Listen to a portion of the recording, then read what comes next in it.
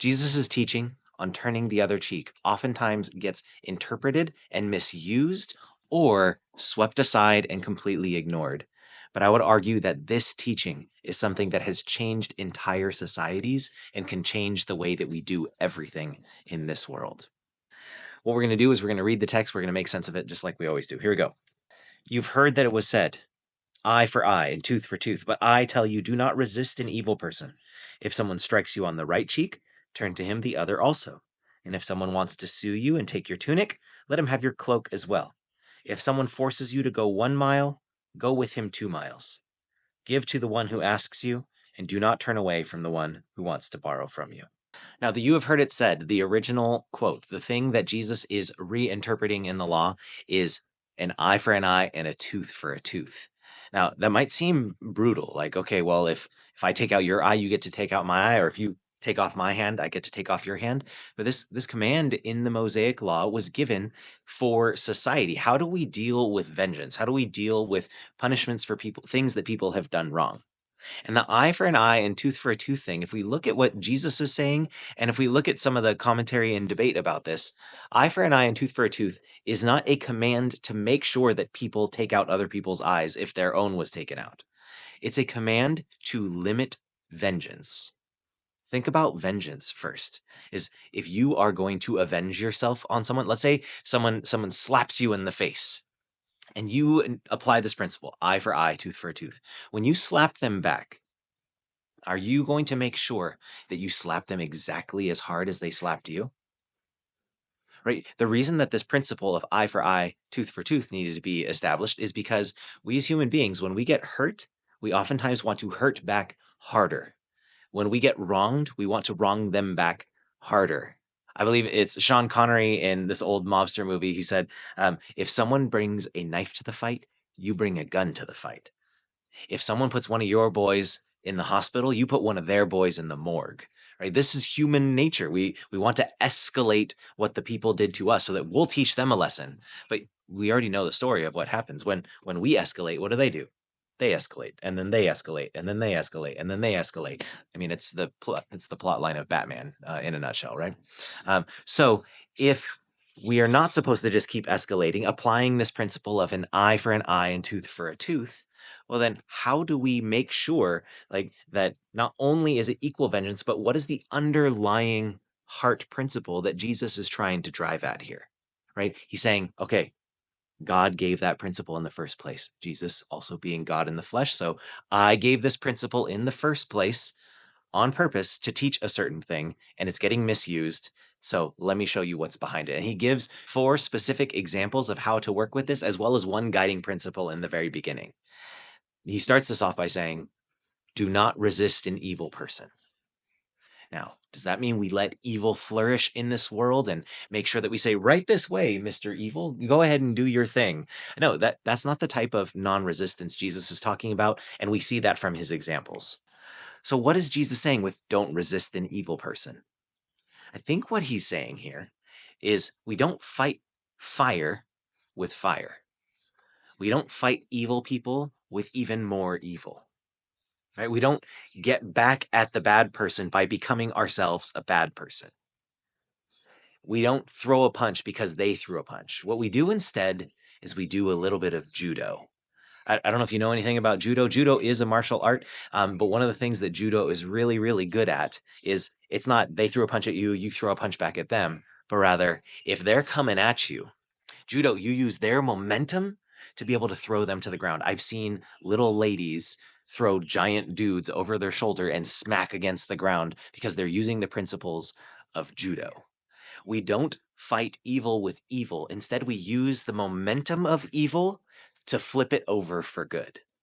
Right? That I know the judo analogy can get tricky because then it's like, wait, you're still using violence, but it's.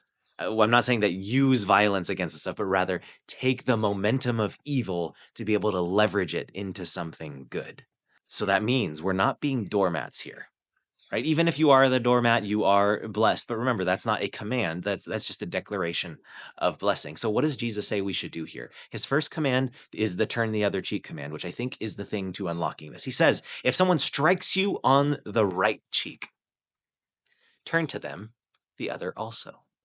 if you're looking at the mechanics of this, how does a person get struck on the right cheek? There's two ways you could go about in doing this. Like, so imagine if you're looking at the camera right now, this is me striking you on the right cheek. There are two ways of doing it. I can come at you with my left hand, and do a four-handed slap with my left hand. But here's the thing about the ancient world.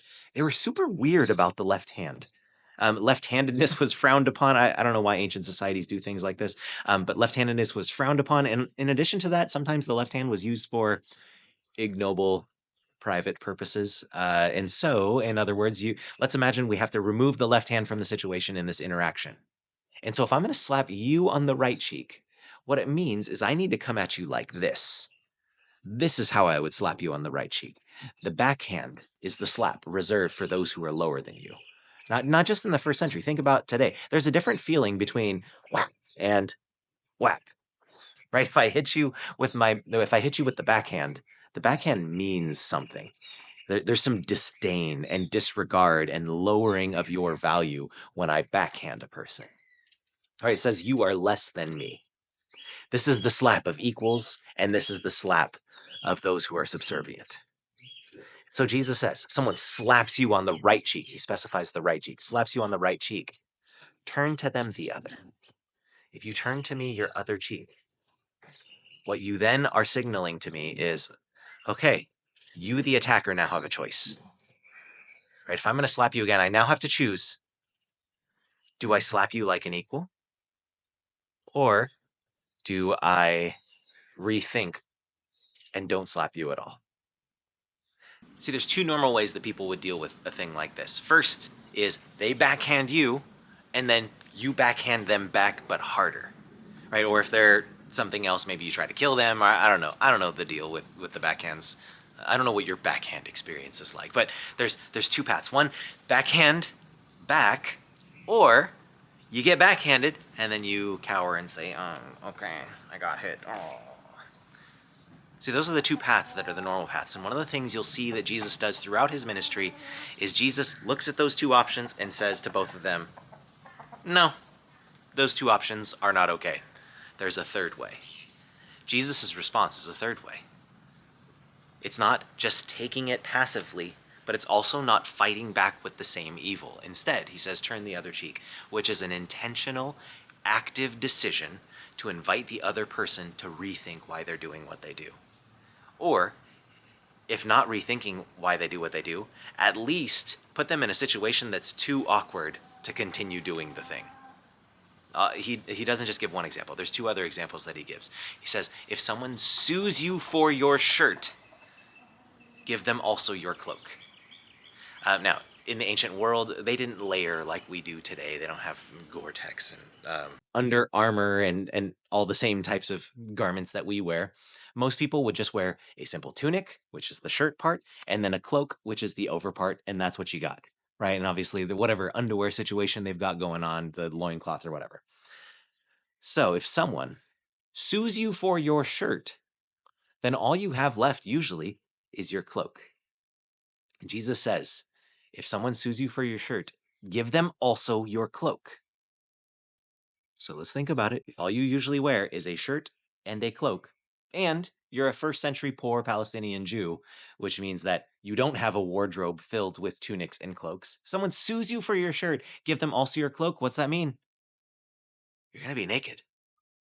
Isn't it interesting that Jesus' solution to a frivolous lawsuit, because let's be real, this is a frivolous lawsuit. You're being sued for a shirt. Come on, bro. Um, his solution to a frivolous lawsuit is get naked.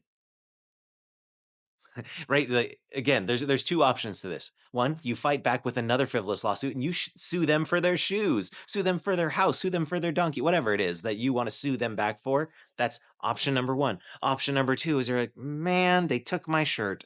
Oh, well, at least I have my cloak. I guess that's good enough, right? Passivity. But instead of violence or passivity, Jesus says there's the third way. And here's the third way. Give them your cloak also. Get naked. It's an active decision. But here's what that does. In the law of Moses, you could not keep someone's cloak as a pledge for a loan. You had to give the cloak back And the Mosaic Law's justification of this was that might be the person's only garment. You're taking their blanket, you're taking their thing that keeps them warm at night. How dare you? This was against the Mosaic Law. So by going beyond succumbing to getting your shirt taken from you, but then going into be like, all right, I'm also going to give you my cloak. By going beyond, you essentially expose the greed and the evil of the other person without having to resort to the same tools. Then society makes the other person, the rest of society is like, who is this jerk that's suing for shirts and leaving this poor guy naked or this poor lady naked? How dare that person? So you're leveraging your creative desire for redemption to make that person rethink why they're doing something, or at least put them in an awkward enough situation to want them to get to stop. Same thing with turning the other cheek.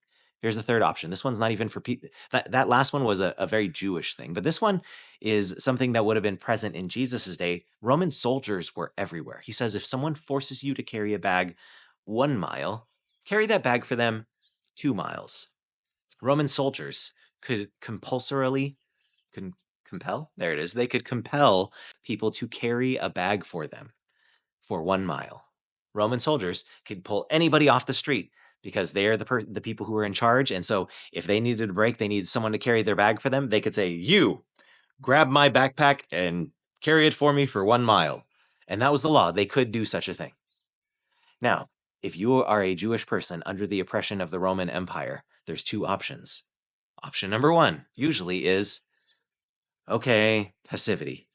Oh, passivity's over here. Okay, passivity. I guess I'll carry the bag because he told me to. Yes, sir. Right away, sir. Or there's a group called the Zealots, or even the Sicarii. These Jewish assassins back in the day, and their angle would have been like, okay, yeah, I'll carry that bag for you. As they're handing you the bag, you try to stab the Roman soldier. Violence. So we've got passivity and violence, and Jesus offers a third way. He says they compel you to carry the bag for 1 mile. You take it for them 2. There's a couple of things to this. One is that, first of all, by a person generously offering the enemy something, this is going to make the Roman think something's fishy, and also be like, what's the deal with this person? Maybe that's some great type of kindness. But even more so than that, if Roman soldiers are only allowed to carry a bag for 1 mile, and then you say, don't worry, I've got it for another one, and you keep walking with that backpack on, you then put the Roman soldier in a situation. Here's the situation. They then have to say, oh no, I might get busted if I let this person carry this bag any further. Because there were rules that governed how the Roman soldiers were allowed to behave. They were cruel and brutal, but if they took things too far, the Roman government knew that this would be a problem. And so if they took things too far, people would get in trouble. And so maybe by taking that bag and in an act of kindness and generosity, continuing to walk with the bag, it then forces the Roman soldier to think, maybe I should have just carried my own bag out of awkwardness, or rethink, why am I forcing other people to carry my bag? What is this whole thing? It either forces them to rethink or puts them in an awkward enough situation where you now have a comical scene of a powerful Roman soldier begging a Jewish peasant to give his bag back. Now, the last one comes straight from the Mosaic Law, and I think it's perfect because he starts with don't resist an evil person, don't fight fire with fire, and he ends with something that's like, hey, look, we could just still apply this one principle. It says, give to the person that asks from you, and don't refuse the person who wants to borrow from you. There were all sorts of rules in the law about who you would lend to. And there's this idea of the year of Jubilee, which is if every 7 years debts were to be forgiven, slaves were supposed to be freed, captives were supposed to be liberated. And because of that, in that sixth year, if you were going to lend to someone, you could understand that maybe you wouldn't want to lend out money if you knew that you're going to be forgiving the debt in a year. And in the Mosaic Law, it said, hey, even if it's the year of Jubilee next year, you cannot use that as a justification to not help someone out and to not lend to someone. Again, that there is this generosity that is supposed to be at the heart of the law to be able to help people. That's why you would give them money or lend to them, is because you want to help improve their situation. You see, eye for eye, tooth for a tooth is very transactional.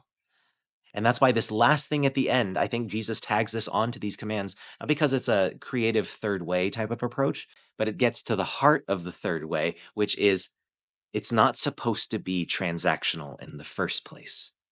Our human interactions with each other are supposed to be things that, to the best of our ability, call one another into redemption, call each other into a place of right relationship with God and each other.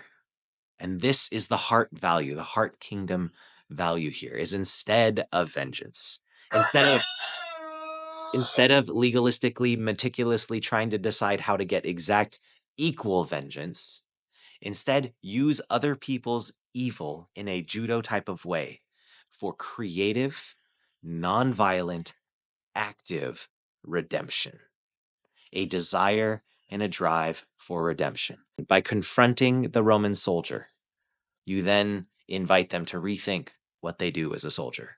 By confronting the person suing you, you invite them to rethink why they're suing you. By turning the other cheek, you force the aggressor to rethink their aggression. There are examples of this in society. I'll give you one really big example and one really small example. Martin Luther King Jr., if you think about what he did in the civil rights movement, then you know that even while people were turning hoses on his protests, even while people were lighting churches on fire, you'll notice that his movement never returned fire with fire.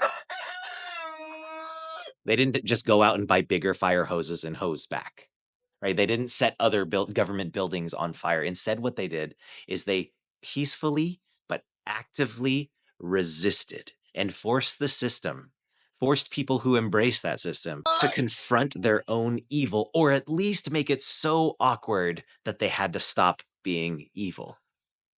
Right? Either it forced people to rethink their racism, or make it so awkward to be a racist that you couldn't do those things anymore.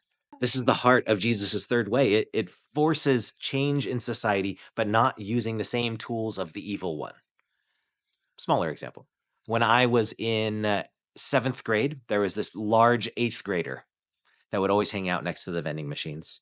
And while he was hanging out with the vending machines, he would say, "Hey, can I have your change?" Now, this is the 90s, so people didn't have credit cards or anything. And so Chewy Runts was a good go-to for a lot of us as junior hires. I don't know why that was the go-to snack at my school, but we would want Chewy Runts, and this big guy also wanted Chewy Runts. And so we would go up and put our money in the machine. He'd say, "Hey, can I have your change?" And if you said yes, he would take your change. And if you said no, he would take your change, because that's what you did if you were an eighth grader that's bigger than a seventh grader. You just take your change. You just like use his body and push you to the side, and then he would grab the money out of the change thing because he wanted to buy himself some Chewy Runs. The two ways that this could have been taken was, well, okay, I'm gonna work out and try to beat this guy up, the violence way, or I could do the passive way and say, all right, yeah, I guess you could take my change, right? Like the passive way. But what about an active third way? If I could go back and preach to my seventh grade self, I would say here's the active, non-violent, don't fight fire with fire method of doing it. I would say, hey, ask your mom if she could buy you a big bag of Chewy Runs. And with that big bag of Chewy Runs, then go to school the next day and go up to this big guy and be like, "Hey, I thought of you. And I know you really like these things because you're asking for change every day. So I got this gift of Chewy Runs for you. I hope you enjoy it. Apparently you need it." Now, what that does is it takes you out of the victim place, and instead you are using an act of generosity and kindness to then confront this evil of the eighth grade bully. And I know the important thing here is to remember that not every single one of these things makes sure that it all is hunky dory and happy, right? If you turn the other cheek, they might still hit you again. If you give them your shirt, you might be naked for a minute. If you walk a second mile, could be that that Roman soldier is a really bad one and he likes it and he lets you walk another mile. It could be that I give this guy a big bag of Chewy Runts and he takes it and then keeps doing the change game. It could be that when the civil rights movement gets rolling, that an "I have a dream" speech gets rolling, but then there's still an assassination attempt. Right there, Jesus applies these principles in his ministry, and he ends up on the cross. And so to implement these ways of the kingdom does not mean that you won't confront difficulty and it's automatically going to solve all of the things. But sometimes, in order to actually change things, in order to stop the eye for an eye and tooth for a tooth, so that the whole world doesn't go blind and toothless, we need instead to use a creative, active, redemptive, nonviolent strategy to change the internal condition of our heart, to invite the Spirit into us and say, God, give me a heart for redemption so that I can confront the evil in this world. So that when I'm faced with darkness, instead of wanting to fight it with fire, I can think, how would God want to deal with this darkness? And then maybe we end up with a world that is redeemed, a world that rethinks why it does all of this evil stuff.